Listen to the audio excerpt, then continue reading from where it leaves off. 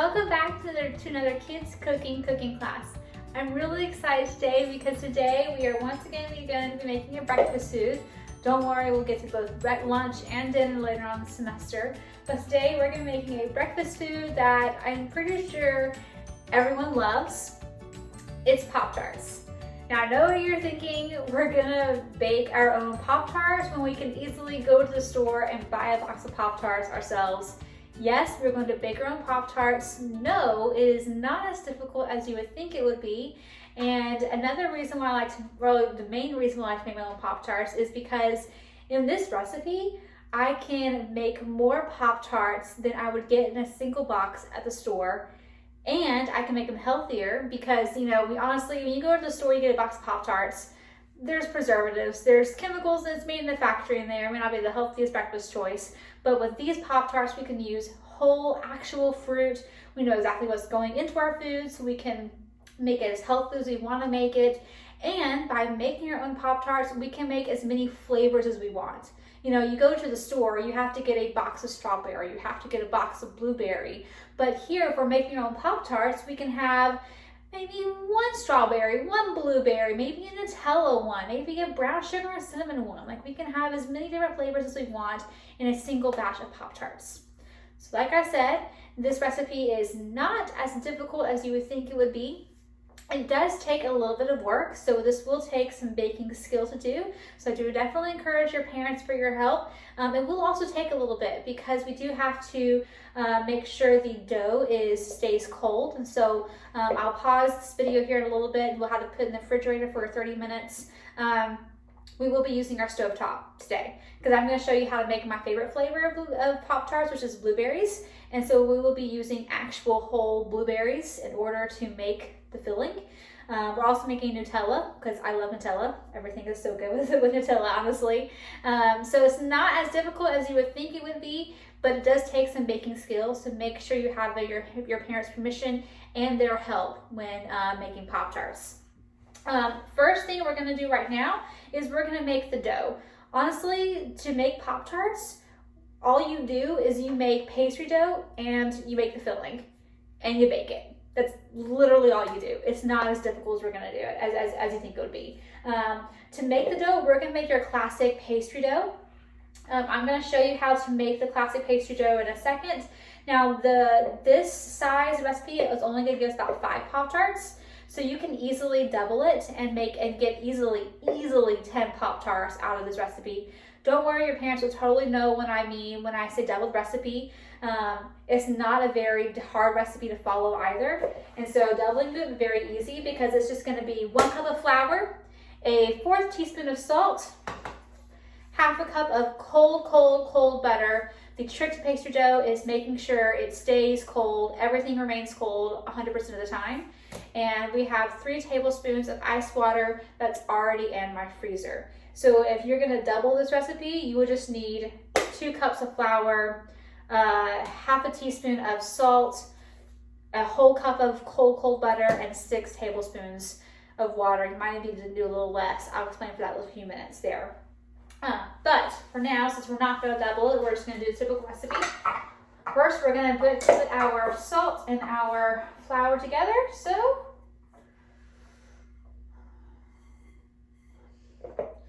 here is 1 cup of flour.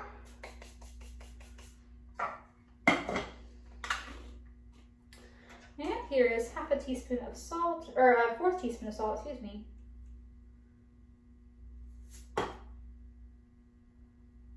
Okay. Mixing that off a little bit right there. And the reason I'm not using a spoon is because here in a second, I'm going to put this butter in here. And you can mix this butter in here one or two ways. You can use a mixer, which I have one, but I used it last time, and you can do it this way, or you can do it the way I'm about to show you, which is more fun for the kids. Is you take your stick butter, once again, make sure your stick butter remains cold. Do not soften it in the microwave. Don't leave it out on the counter. Don't make it sure room temperature. You want to get your butter out of the refrigerator and then use it. Like, you want it to be cold. So what I'm going to do is I'm just going to tear it off in little bitty chunks here. Smaller chunks will make it easier to work with, but it's gonna eventually be tiny, so I guess it doesn't really matter. But if you wanna make it easy to off from the get-go, you might wanna do this.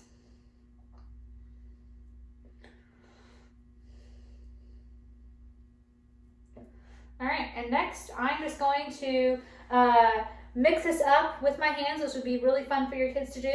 With put it into the flour and the salt here, and I want to mix up until it is a coarse, crumbly mixture. So this butter that's currently in chunks in this bowl, I want it to be itty bitty tiny chunks, kind of like if you're walking on the beach with coarse sand, kind of like that deal. So this will take a few minutes here,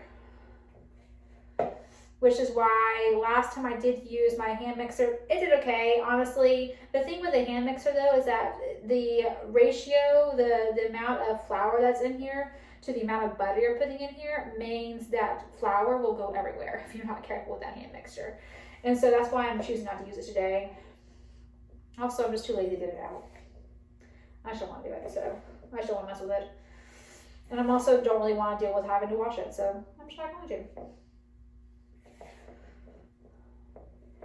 So keep working at it until you get to a coarse, crumbly mixture, kind of like sand a little bit. You can have some bigger chunks than that.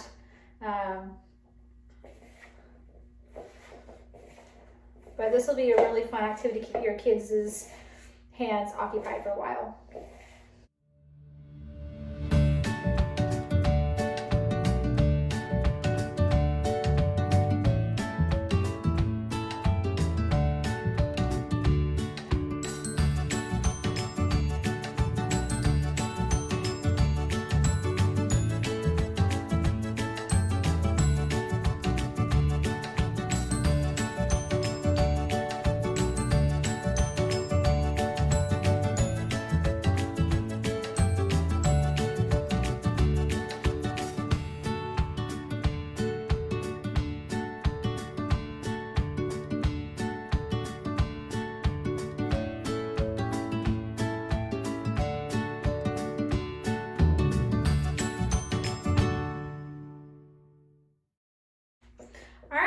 So I have my butter mixed in there. I'll see if I can show you guys the camera a little bit. See if I can, probably should have done my glass clear through both this one. But as you can see, it's a bit of a coursey mixture there. So the butter is nice and mixed in. So what I'm gonna do now is I'm gonna get my water. Actually, hold, let me rinse my hands off real quick. All right, so now I've got my water out of the freezer. I'm going to pour in a little bit. I'm not gonna, now this is 3 tablespoons of water. I don't necessarily want to put all 3 tablespoons in here. I just want to do a little bit at a time because I want it to be wet enough so that the dough sticks together, but I don't want it to be a liquidy mess. So I'm only just gonna do a little bit at a time there. And this is where I am gonna use my spoon.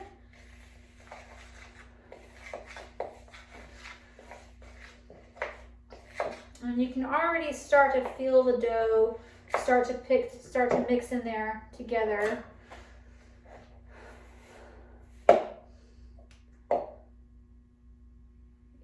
I guess I'm gonna use it all, which is fine, no big deal.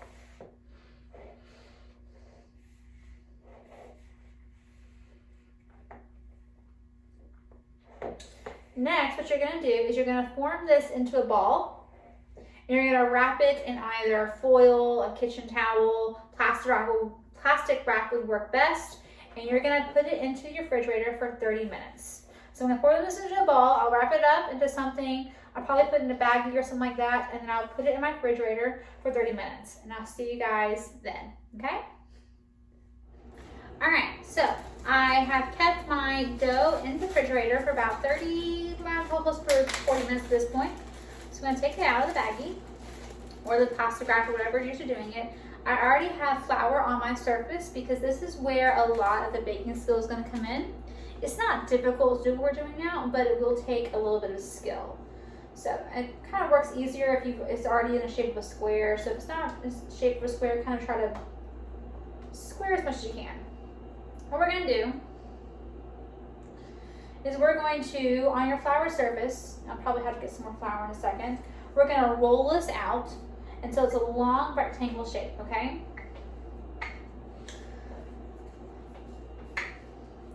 We want it to be pretty thin.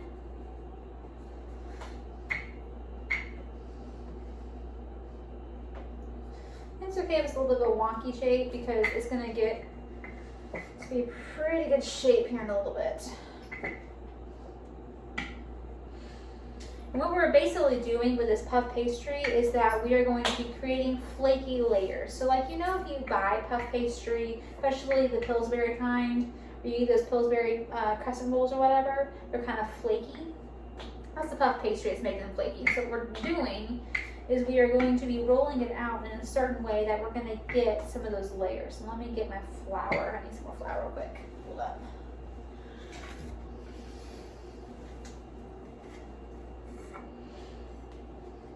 A little bit on here, a little bit on there.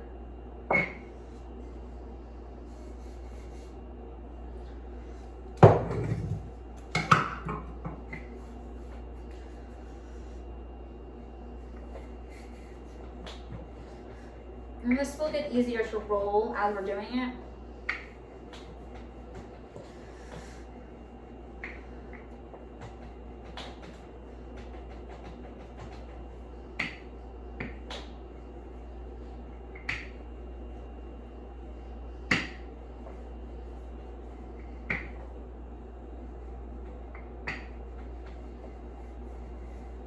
Okay.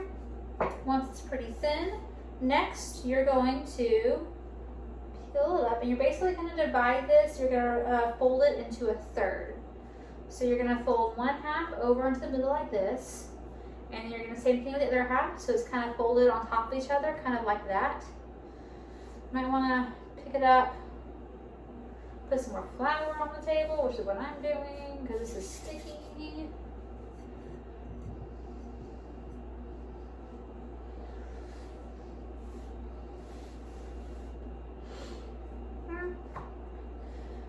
And then you're going to roll out again.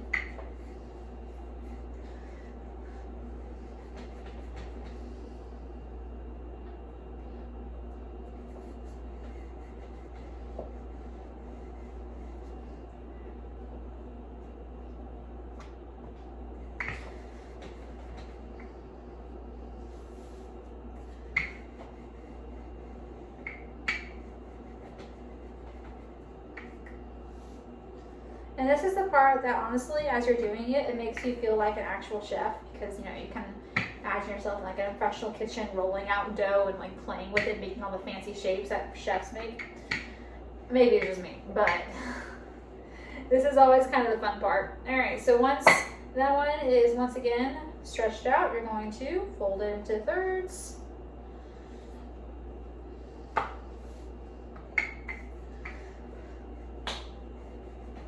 And you're going to keep doing this for about 3 or 4 times. This is the 3rd time we're doing this. I'm going to do it this one time. I'll probably do it one more time after this.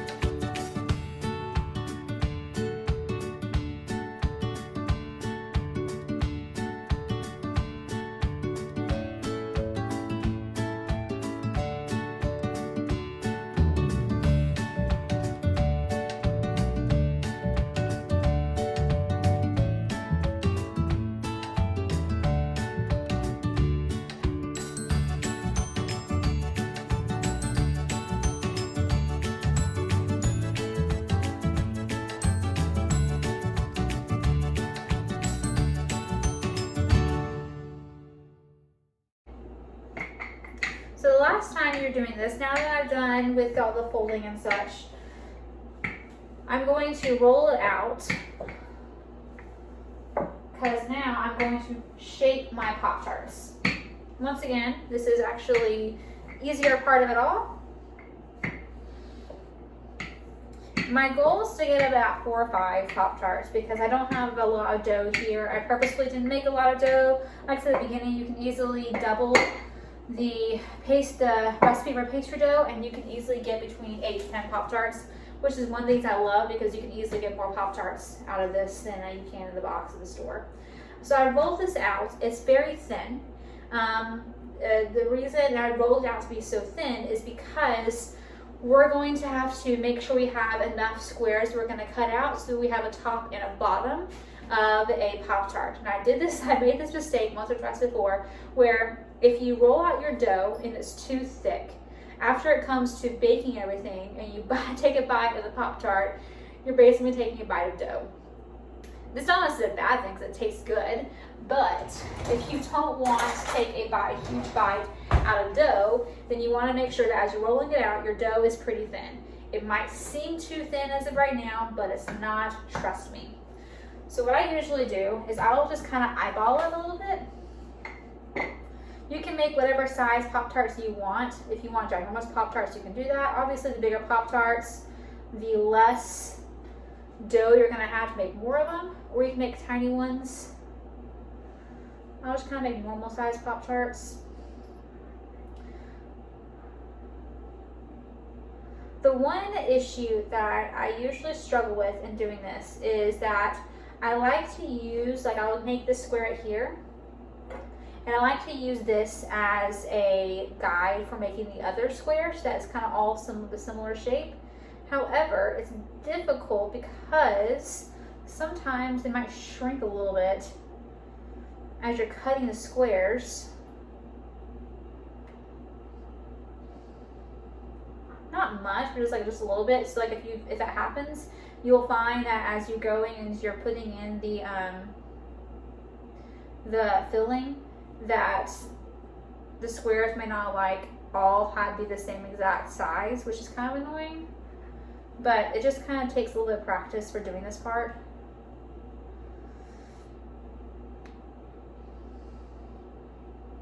That's really all.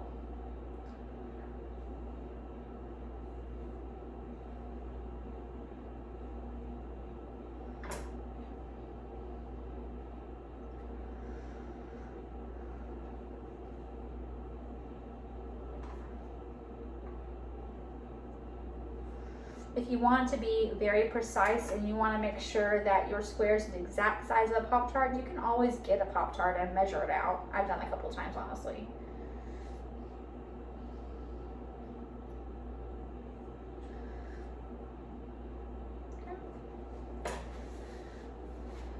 Take leftover dough, roll it up into a ball. I'm going to need some more flour.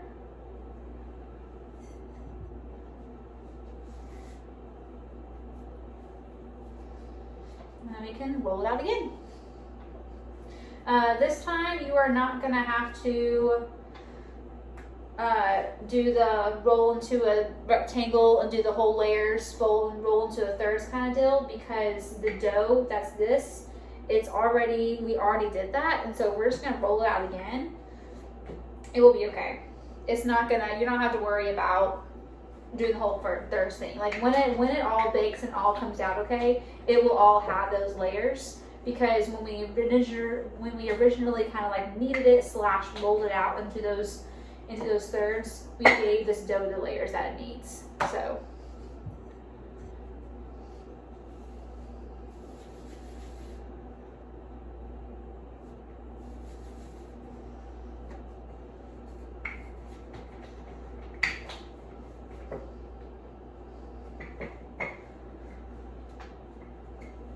if you want to do the layers, just to make sure, you can. I probably am going to do 1 or 2 layers here, just to make sure I've got my layers there. But like I said, you should be good to go if you don't choose not to do layers.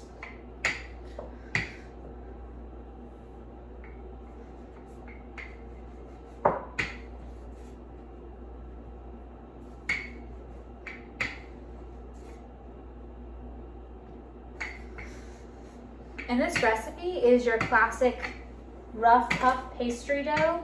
is what it's called.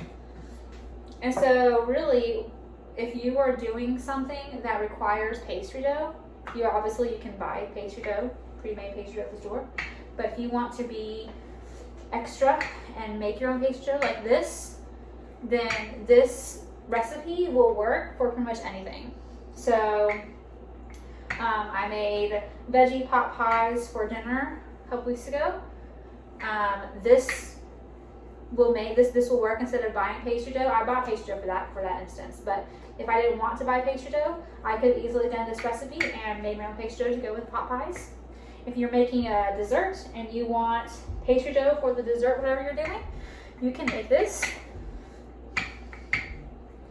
I've considered making my own strudels before. I haven't done it yet, but I've considered it because essentially I should be able to make a pastry dough that's very similar to this, I think. There's Eggo strudels you can get at the store too. That's what I'm considered it.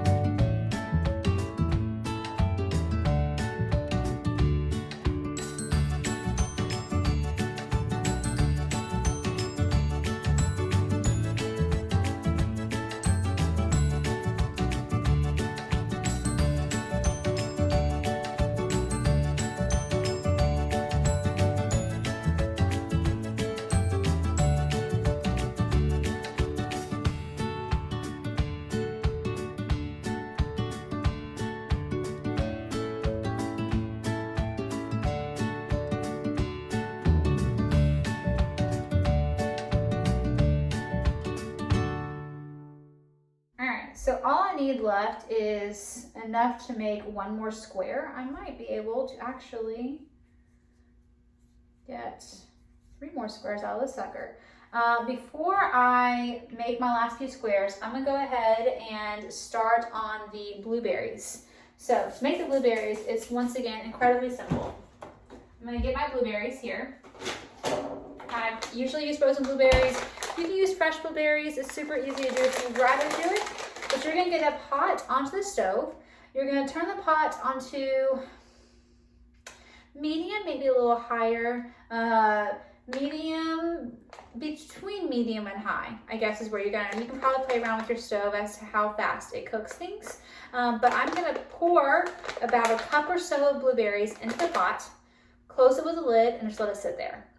If you have a potato smasher, that will be very helpful in this instance, because really what I want to do is I want the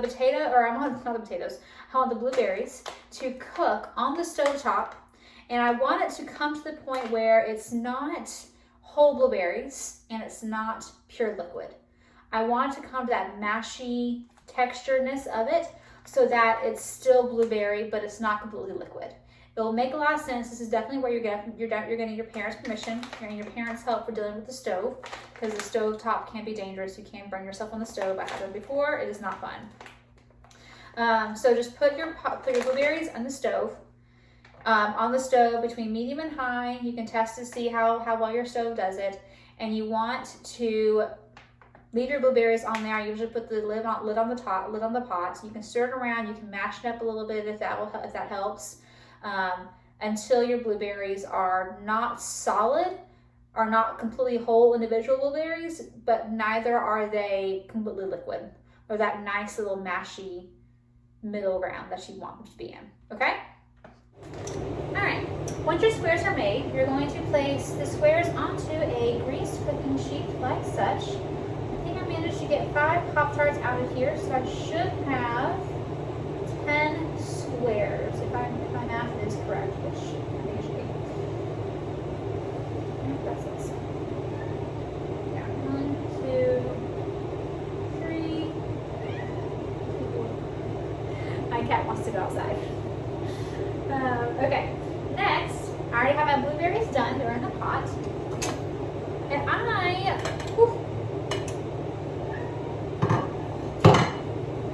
I like to keep some of my blueberries to be kind of whole. I also really love blueberries. Now, this is still a little bit too sour for you. You can always pop a few teaspoons of sugar in here. I usually do that. But you're basically going to take the filling. You're going to put it into the center like this.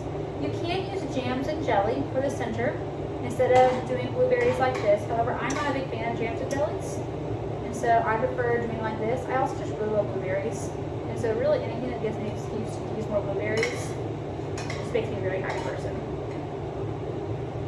Now I have Nutella here. I'm not going to use Nutella today. I don't think. I think I'm just going to make sure there's plain old blueberry Pop-Tarts here. But it would generally be the same. I would, once I have my squares out, if I chose to do Nutella, it would be the same. I would put the squares out, I would pour in I would spread across the filling, and then we're just going to top it with the other squares. I have not done any other fruits for my filling just because I love blueberries the most, and I've never been a fan of like strawberry Pop-Tarts. But I have not tried actual strawberries. That might be tasty. You can probably try it. I actually encourage you to try it. Maybe you can post something in the comments, let us know how it went.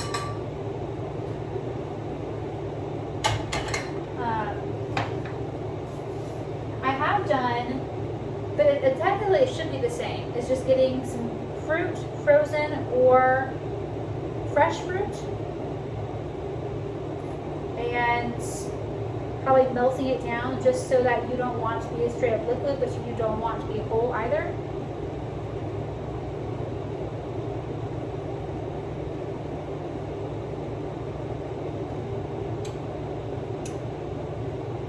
So it should be the same policy.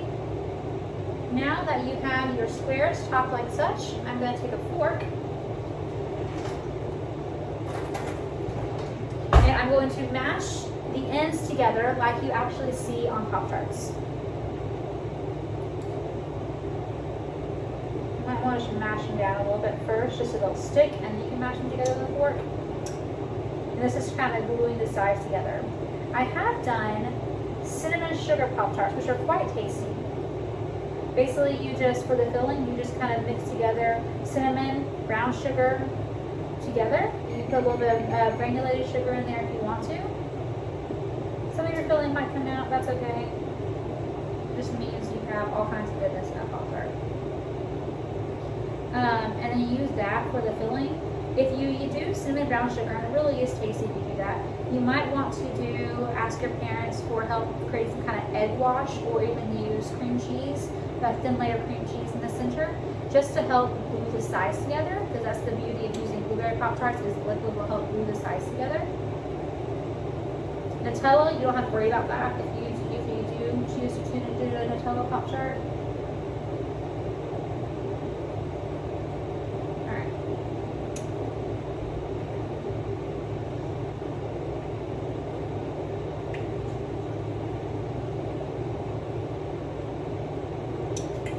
I'm just going to get part of with the center to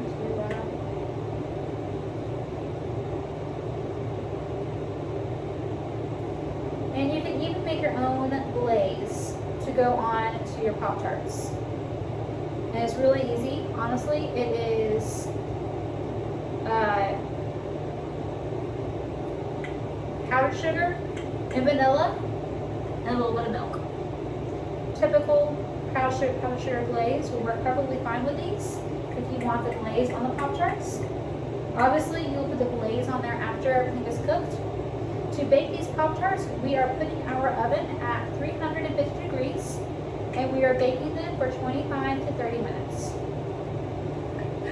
setting at 350 degrees, and we're going to bake them for 25 to 30 minutes.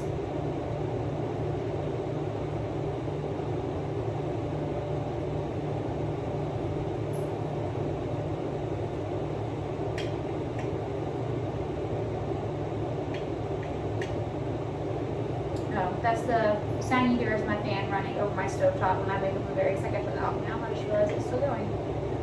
Sorry. Once you mush the sides of your Pop-Tarts together, you're going to kind of poke a bunch of random holes in there, kind of like you see on an actual Pop-Tart. This just kind of helps some of that air escape and to help cook the inside.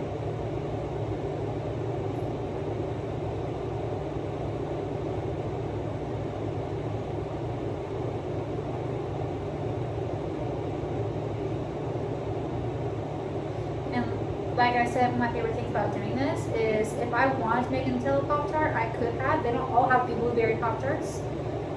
I just really love blueberries. But they could have all, I could have made some Nutella. I could have made some strawberry if that's your deal. I could have made some cinnamon brown sugar. You have so much more freedom to do whatever you want with these Pop-Tarts than when you make them yourself.